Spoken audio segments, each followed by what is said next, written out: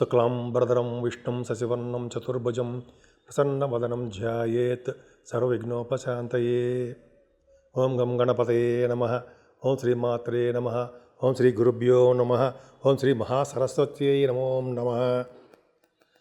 మా ఆది ఆస్ట్రాలజీని చూస్తున్నటువంటి మీ అందరికీ, అలాగే విదేశాల్లో కూడా ఉంటూ నన్ను ఎంతగానో ఆశీర్వదిస్తున్నటువంటి, అలాగే చూస్తున్నటువంటి నా వీడియోస్ని అందరికీ నా హృదయపూర్వక నమస్కారాలు.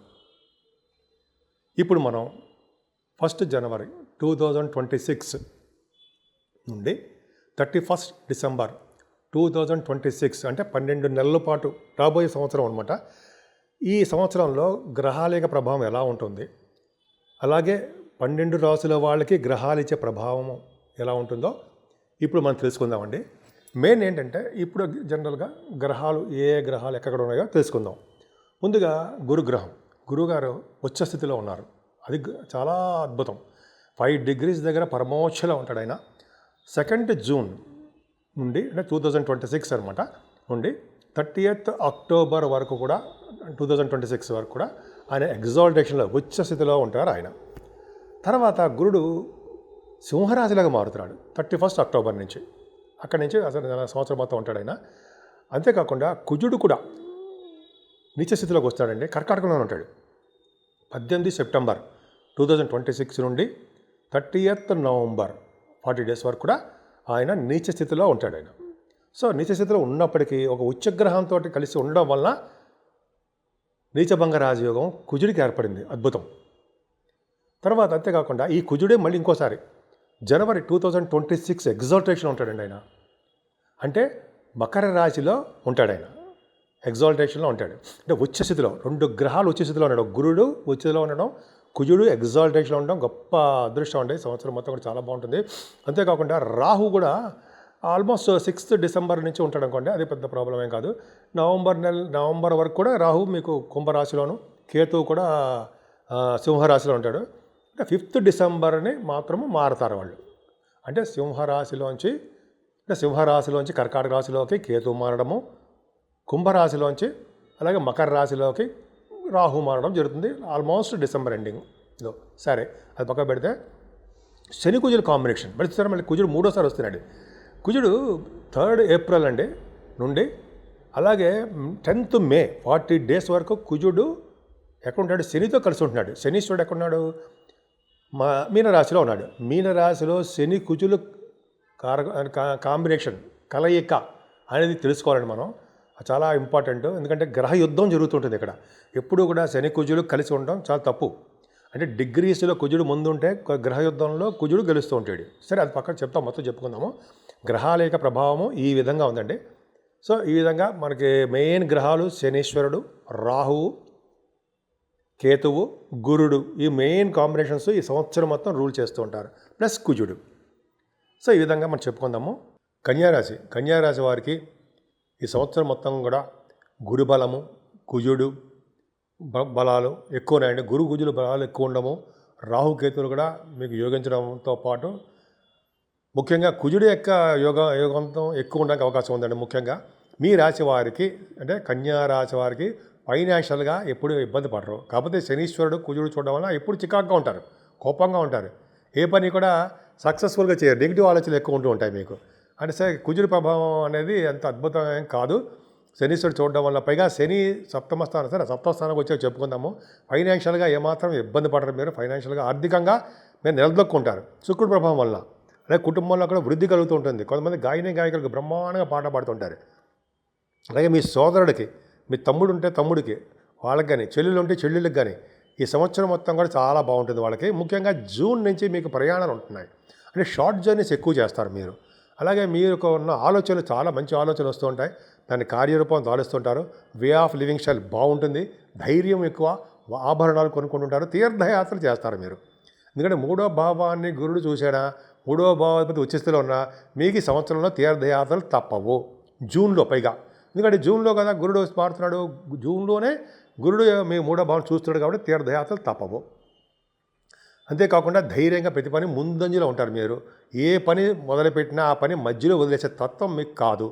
సంపూర్ణంగా దాన్ని అధ్యయనం చేసి దాన్ని సాధించి తీరుతారు మీరు. కాకపోతే ఏంటంటే మీకు కంఫర్టబుల్నెస్ తక్కువ. సుఖస్థానం తక్కువ, సుఖపడే గీత మీకు తక్కువగా ఉంది. ఎందుకంటే సుఖానికి తక్కువ, కష్టానికి ఎక్కువ మీరు. శని చతుర్థ భావం చూడడం వలన మీకు ఆ ప్రభావం ఉంది. విద్యలో కూడా రాణించరు మీరు. కొద్దిగా రాణించరు అంటే విద్యలో కూడా మీకు వెనకబడిపోతుంటారు, మర్చిపోతుంటారు చదివినవి. అంతేకాకుండా మీకు భూములు, గృహాలు అటువంటివి రావండి. రైతులకు కూడా అంత మంచి ఫలితాలు ఏం ఉండవు. కానీ ఒకటి మాత్రం చెప్పాలి, ఏంటి ఆ 4th హౌస్ లార్డ్ ఉచ్చ స్థితిలో ఉండడం వలన మీరు ఎటువంటి ఇందాక చెప్పినట్టు బ్యాడ్ ఇంపాక్ట్స్ అన్నీ పోతాయి. అంటే ఏంటి, ఎక్కడికైనా సుఖపడతారని, విద్యలో రాణిస్తారని. అంతేకాకుండా గురు ప్రభావం వలన 4th హౌస్ లార్డ్ బ్రహ్మాండంగా ఉండడం వలన రైతులకు కూడా పంటలో బాగా రాణిస్తారని. అంతేకాకుండా గృహాలు, వాహనాలు, బంగారాభరణాలు, మ్యూజిక్ అవన్నీ మీకు వస్తాయి. కాకపోతే శనీశ్వరుడు ఉండడం వల్ల లేట్ చేస్తాడు తప్ప జూన్ నుంచి శనీశ్వరుడు మిమ్మల్ని లేట్ చేయలేడు. గురుబలం ఉండడం వలన, గురుడు బ్రహ్మాండంగా ఉండడం వలన మీకు బాగుంటుంది. గురుడు అంటే జూన్ నుంచి మరింత బలంగా ఉంటాడు.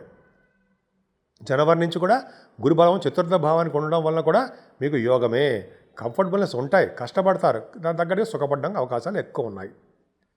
అన్నిటికంటే ఎక్కువ ఏంటంటే కుజుడు మీకు అష్టమాధిపతి కూడా అయ్యాడు కాబట్టి పంచమ స్థానంలో మంచిది కాదు చెప్తాం. కానీ 16 జనవరి నుంచి, అంటే జనవరి 16th పండగల తర్వాత నుంచి, అలాగే మార్చి కాదండి, ఫిబ్రవరి 23వ తారీఖు వరకు కూడా ఉచ్చ స్థితిలో ఉన్నటువంటి కుజుడు, పంచమ స్థానంలో కుజుడు ఉచ్చ స్థితిలో ఉన్నాడంటే పుత్ర సంతాన యోగం కలుగుతారు. జనాకర్షణ ఎక్కువ ఉంటుంది మీకు. అలాగే రాజకీయ రంగంలో పదవులు రావడానికి కూడా అవకాశాలు ఉన్నాయి. భూములు, వాహనాలు, గృహాలు కొనుక్కుంటారు. అలాగే స్టాక్ మార్కెట్లోనూ, షేర్ మార్కెట్లోనూ బాగా డబ్బు సంపాదించుకుంటారు మీరు.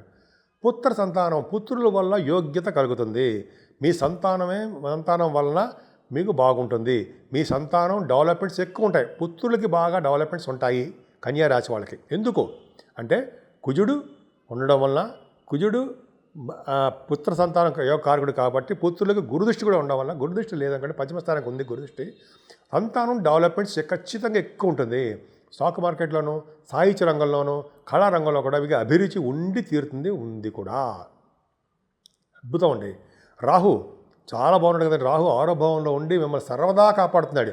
అన్ని రంగాల్లోనూ మిమ్మల్ని సక్సెస్ చేసేస్తున్నాడు. అంటే ఎటువంటి ఇబ్బందులు వచ్చినా సరే రాహు నేను ఉన్నాను మీకు అని చెప్పి ఆయన రాహు కాపాడుతాడు. మీ మేనమామల్ని, మిమ్మల్ని, అలాగే ఫ్లైట్లు ఎక్కించి తిప్పడంలో రాహు ముందంజలో ఉంటాడు. ముఖ్యంగా గవర్నమెంట్ సంబంధించిన వ్యవహారాలు ఉన్న వారికి, అంటే ఎగ్జామ్స్ రాస్తున్న వాళ్ళకి, అంటే జాబ్స్ ట్రై చేస్తున్న వాళ్ళకి బాగుంటుంది. రాజకీయ రంగంలో ఉన్న వాళ్ళకి కూడా రాహు ప్రభావం బాగుంటుంది. రాహు వాయుతత్వ రాశిలో, కుంభరాశిలో ఉన్నాడు కాబట్టి జనరల్గా వీళ్ళు మీ ప్రత్యేకమైన పనుల రీత్యా మీరు విదేశాలు తిరగడమో లేకపోతే ఫ్లైట్లో ఎక్కి తిరగడమో జరుగుతుంది. అంటే మామూలుగా ఉంటుంది. ఫ్లైట్లో అక్కడ ఎక్కువ తిరుగుతుంటారు. సరే, కానీ సప్తమ స్థానంలో శనితో కలిసిన కుజుడు చాలా డేంజర్. అంటే భర్త గారికి కానీ భార్య గారికి కానీ బాగుండదు. అంటే నీటి వల్ల ప్రమాదమో, వాళ్ళకి యాక్సిడెంట్స్ అవ్వడమో ఏదో జరుగుతుంది. కానీ గురుదృష్టి కూడా ఉంది. గురుదృష్టి అంటే సంపూర్ణమైన గురుదృష్టి, ఉచ్చస్థితిలో ఉన్న గురుదృష్టి సప్తమ భావానికి ఉండడం వల్ల భార్యాభర్తల యొక్క అనురాగ దాంపత్య జీవితం బాగుంటుంది. లేదా శని కుజులు వాళ్ళిద్దరూ గ్రహయుద్ధం జరుగుతుంది. సప్తమ స్థానంలో మంచిది కాదు కదండి. గురుశనులు అదే కుజశనులు సప్తమ స్థానంలో యాక్సిడెంట్స్ ఇస్తారు, నీటి వల్ల ప్రమాదాన్ని ఇస్తారు వాళ్ళిద్దరూ. అంటే ఏప్రిల్ నెల, మే నెలలో కుజుడితో కలిసిన శని. అందుకే చూడండి, మొత్తం ఓవరాల్గా వరల్డ్లో చూసుకుంటే మనకి యుద్ధాలు రావడమో, అదే బాగా వర్షాలు రావడమో, అకాల వర్షాలు ఇవన్నీ, పైగా పిడుగులు పడ్డమో, ఎర్త్ కేక్స్ రావడమో, అగ్ని ప్రమాదాలు రావడమో ఇవి జరగడానికి అవకాశం ఉంటుంది. కానీ గురు ప్రభావం వలన అవన్నీ సద్దుమడుగుతాయి. అంటే ఏంటి, సపోజ్ వార్ సంబంధించిన ఉందనుకోండి, యుద్ధాలకు సంబంధించింది, గురు ప్రభావం వల్ల అవన్నీ సద్దుమడుగుతాయి, రావు, యుద్ధాలు జరగవు. అట్లాగనమాట. సప్తమ భావం కాబట్టి మనకి భార్యాభర్తల యొక్క ప్రభావం ఉంటుంది. అలాగే మీరు కొత్తగా పెళ్ళి కావాల్సిన వాళ్ళకి కొద్దిగా ఆలస్యం అవడం, వివాహ ఆలస్యం అవడానికి అవకాశం ఉంది. భార్యాభర్తల మధ్య విషయంలో ఎప్పుడు కూడా కొట్లాడడం, చికాకులు, కోపదర్పాలు కుజశనుల వల్ల కలగబోతున్నాయి.